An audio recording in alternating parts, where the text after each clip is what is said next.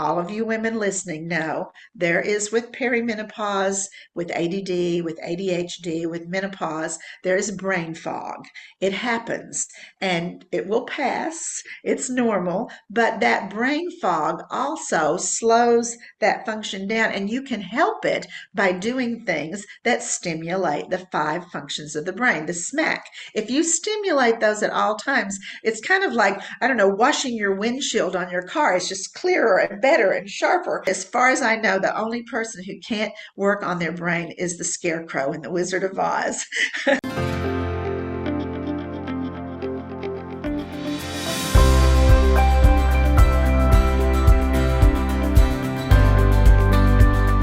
What if the best chapter of your life hasn't even begun yet? What lies within you is the power to live brighter, bolder, and truer than ever before. So welcome to Vivatude, where caregiving, connections, and career come into balance, and where your vitality, vision, and voice shines through. Because the revolution isn't out there, it's already within you. Welcome to Vivatude.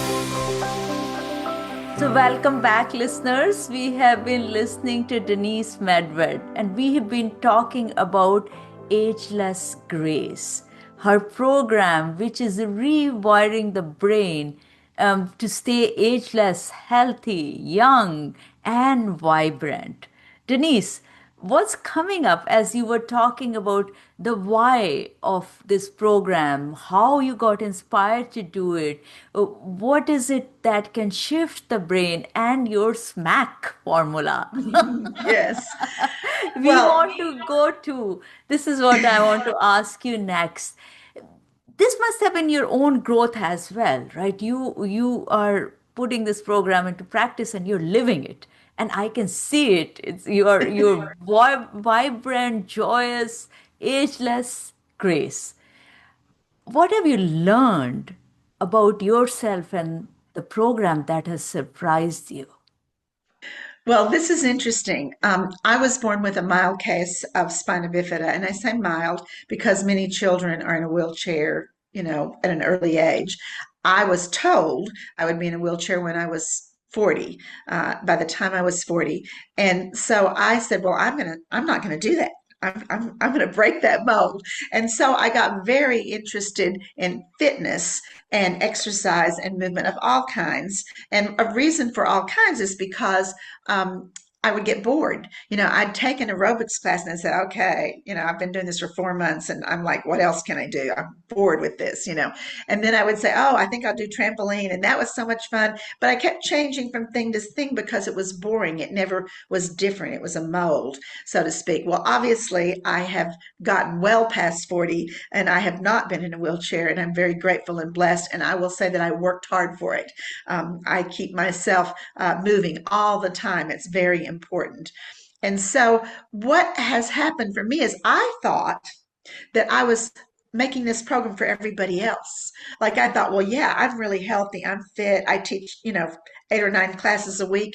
In addition to running Ageless Grace, I teach classes every week because it's really for me. I mean, I want to share it with others, but it's really for me to be able to also get this. So what I started seeing when I'm doing the Ageless Grace Brain Health is that not only is my mind quicker and sharper than it was 10, 15, 20 years ago, sometimes I amaze myself. I say, how can I remember that? How could I come up with that idea so fast? How could I come up with that answer so fast? I know it's this program because it's the only thing that I'm doing differently than I was doing before. And yes, all of you women listening know there is with perimenopause, with ADD, with ADHD, with menopause, there is brain fog.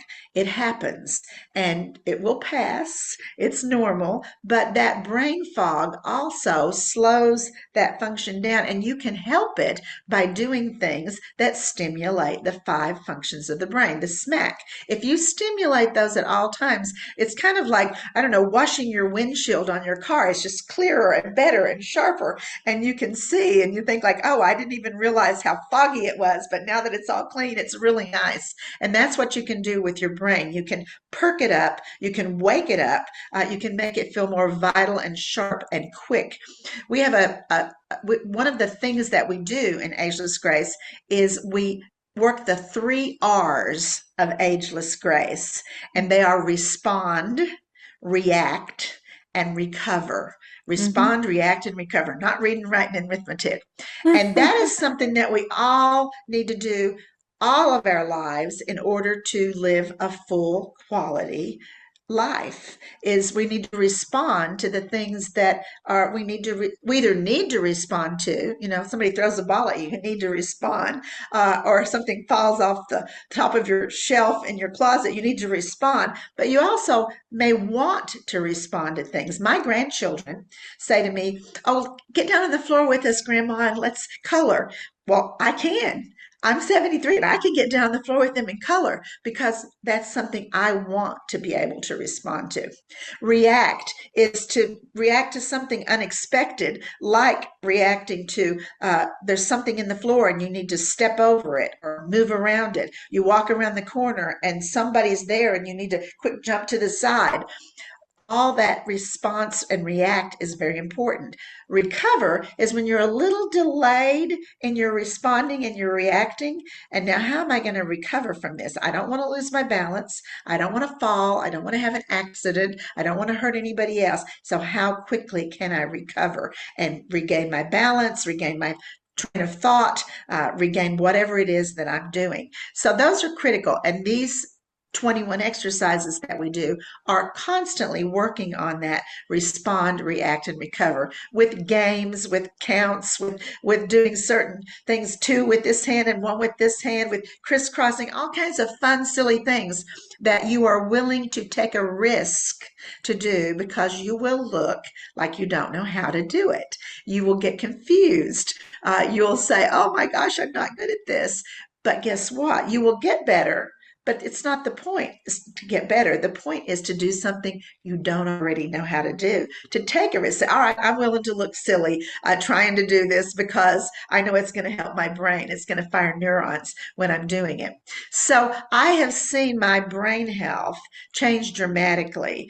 I've also seen my physical function change. I didn't expect that because like I said, I'm very physically active and I teach a lot of classes. I teach something called the NIA technique, and it's a combination of martial arts, dance arts, healing arts. It's like a dance program.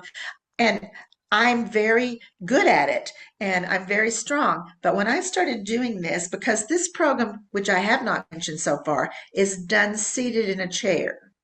Now, I'm willing to bet that a lot of you went, oh, I don't want to do something sitting down in a chair. Oh, I'm 47. I don't need to do something sitting down in a chair. Yes, you do.